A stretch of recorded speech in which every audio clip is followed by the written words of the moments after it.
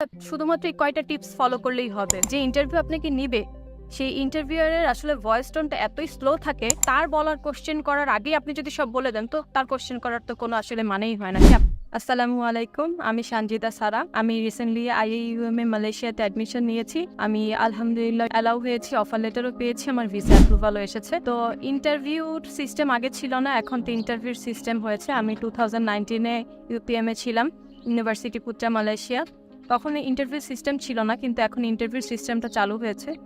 অনেকেই আসলে ইন্টারভিউ যাওয়ার আগে, ইন্টারভিউ ফেস করার আগে অনেক প্রবলেম ফেস করেন, কিংবা অনেকে অনেক নার্ভাস থাকেন।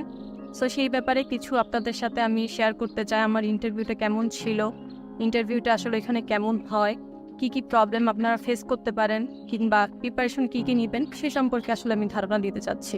এখন আসি ইন্টারভিউ জায়গাতে আসি। আমি মালয়েশিয়াতে IAUM ইন্টারন্যাশনাল ইসলামিক ইউনিভার্সিটিতে অ্যাডমিশন নিয়েছিলাম। আমি PhDর জন্য অ্যাডমিশন নিয়েছিলাম ফিলোসফি ইন এডুকেশনে। ইন্টারভিউ আমার ছিল 17ই অক্টোবর সকাল 9টার সময়। তো আপনারা যারা ইন্টারভিউ আসলে দিতে যাবেন তাদের কোনো আসলে টাইমে যে 9টায় যেতে হবে কিংবা 9টার আগে কিংবা 10টায় গেলে সমস্যা হবে, সেটা আসলে সেরকম কোনো কিছুই না। আপনারা যদি 10টায় যান আপনারা প্রিপারেশন নিয়েই যাবেন, নার্ভাসের কোনো কারণ নেই। আমি 9টার আগেই গিয়েছিলাম, সেখানে লাইন থাকে একটা, সেখান থেকে আমি মেয়েদের আগেই অপরচুনিটি বেশি দেওয়া হয় মেয়ে মানুষের। সো আমি ইন্টারভিউ যখন দিতে যাই তখন আপনারা খেয়াল রাখবেন আপনাদের ট্রান্সক্রিপ্ট, আপনাদের যে ডকুমেন্টগুলো আছে, এডুকেশনাল ডকুমেন্টগুলো, তারপর আপনাদের যে ফিনান্সিয়াল যে ব্যাংক স্টেটমেন্ট, তারপর আপনাদের ইন্টারভিউর যে স্কেজুলের যেটা প্রিন্ট আউট করে নেবেন, এগুলো সব কিছু নিয়ে যাবেন। এবং কি যখন ইন্টারভিউ আপনি দিতে যাবেন, এখনো সম্ভবত একজন মালয়েশিয়ানই আছে ছোটোখাটো করে ইন্টারভিউ যে নেয় অফিসার। তো আমি যখন গিয়েছিলাম আমার সাথে যেটা হয়েছে, এটা সবার সাথেই কম বেশি হয়, সবারই কোশ্চেন একই থাকে। আপনাকে ফার্স্টে যাওয়ার পরেই জিজ্ঞাসা করবে যে ইন্ট্রোডিউস ইয়োরসেলফ। তো অনেকে হয়তোবা বুঝতে পারেন, অনেকে হয়তোবা বুঝতে পারেন না। যারা একটু ইংলিশের প্রতি দক্ষ বা আইএলটিএস করা থাকে তারা হয়তোবা বুঝতে অনেক ইজিয়ার হবে, কারণ ওইখানে এনভায়রনমেন্টটাই এমন থাকে যে একে নার্ভাস করে দেয়, দ্বিতীয়ত আপনাকে কি কোশ্চেন করবে সেটা আপনি জানেন না, এবং থার্ড যে ইন্টারভিউ আপনাকে নিবে সেই ইন্টারভিউয়ারের আসলে ভয়েস টোনটা এতই স্লো থাকে, যেটা আমার ক্ষেত্রে হয়েছে। আমি সে যে কি বলতেছে আমি কিছুই বুঝতেছিলাম না। পরবর্তীতে আমি কি চেষ্টা করছি তার লিপটা গেস করা যে আসলে সে কি বলতে চাচ্ছে। তখন আমি দেখলাম যে সে আমাকে ইন্ট্রোডিউস ইয়োরসেলফ বলছে। তো আপনারা এভাবে একটু কষ্ট করে বুঝে নেবেন, যদি না বুঝতে পারেন তো তাকে আবার কোশ্চেন করতে পারেন যে could you please repeat again, বা এভাবে তাকে ইংলিশ আবার বলবেন রিপিট করতে, সে রিপিট করবে, কোনো সমস্যা নাই। একবার না পারলে দ্বিতীয়বার আবার জিজ্ঞাসা করবেন, কোনো প্রবলেমই নেই, নার্ভাস হওয়ার কোনো দরকারই নেই। যখন ইন্ট্রোডিউস আপনার সেলফ করে ফেলবেন তারপর আপনি চেষ্টা করবেন নিজের থেকে সব কিছু দেওয়ার, কারণ সে কিছুই আপনার কাছে চাবে না। আপনি নিজে কতটা প্রেজেন্ট করতে পারেন কিংবা কতটা নিজেকে দক্ষতার সাথে তাকে উপস্থাপনা করতে পারেন।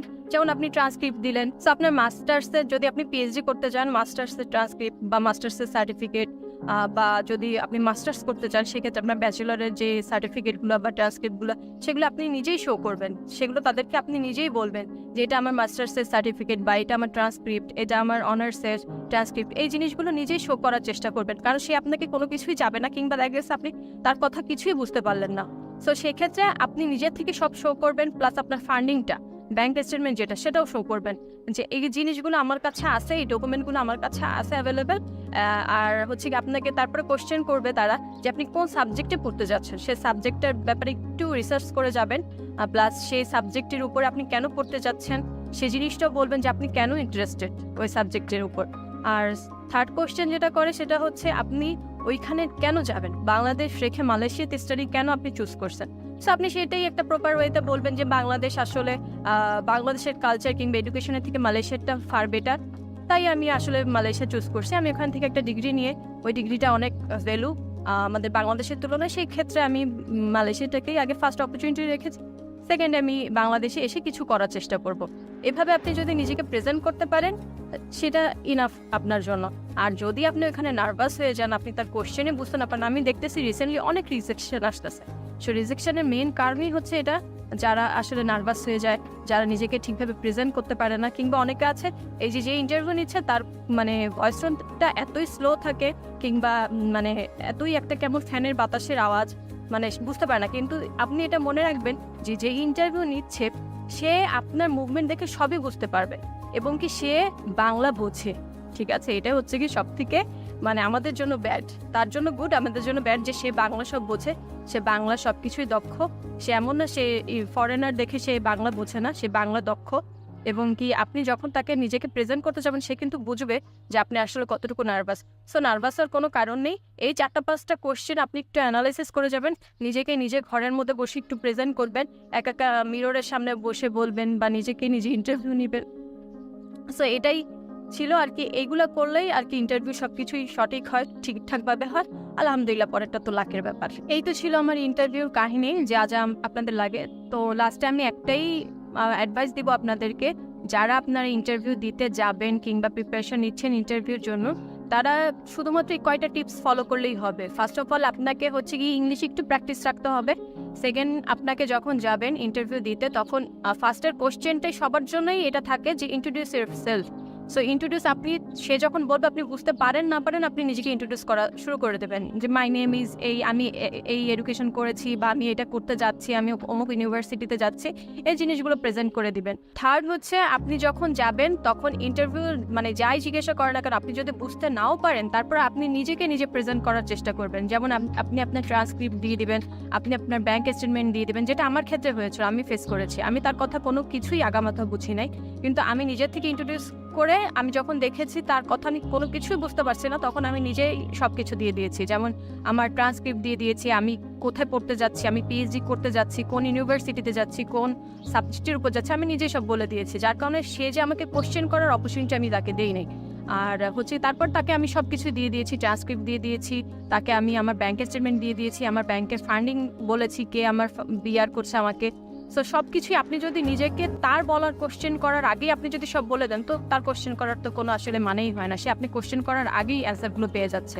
সে ইন্টারভিউটাও শর্ট হয়, আপনার কোশ্চেন যে সেটা করবে তার বোঝারও কোনো মানে সমস্যা হবে না, আর আপনি নিজেকেও নিজে প্রেজেন্ট করতে পারবেন। সো এইটাই ছিল আমার টিপস। যেহেতু 2019 আমি মালয়েশিয়াতে ছিলাম মাস্টার্সের জন্য ইউপিএমএ, সো আমার আইডিয়া আছে মালয়েশিয়া সম্পর্কে, আর আমি জানি কি কি পেপারস লাগে। আপনারা যদি কারো কোনো প্রসেসিংয়ের ব্যাপারে কিংবা মালয়েশিয়াতে যার জন্য কোনো প্রসেসিং করতে চান without any charge, without any fee, আমি আমার মেইলের অ্যাড্রেস দিয়ে দিব, কিংবা আপনারা এখানে কমেন্ট কিংবা যদি কোনো থাকে যোগাযোগ করার জন্য যদি চান, তাহলে আপনারা মেইলের মাধ্যমে কিংবা কমেন্টের মাধ্যমে আপনারা আমাদের সাথে যোগাযোগ করতে পারেন।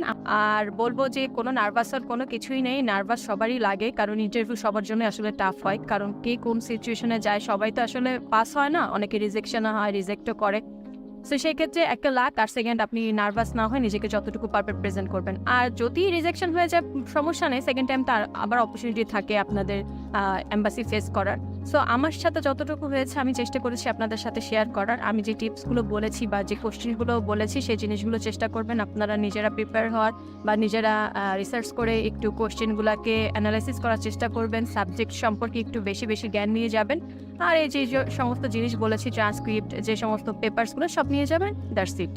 আর আপনাদের যদি আমার ভিডিওটা ভালো লাগে, যদি মনে হয় যে না ইনফরমেটিভ ভিডিওটা হয়েছে, তাহলে অবশ্যই একটা লাইক করবেন আর কমেন্টে জানাবেন। কোনো যদি ইনকোয়ারি থাকে। থ্যাংক ইউ, আল্লাহ হাফেজ।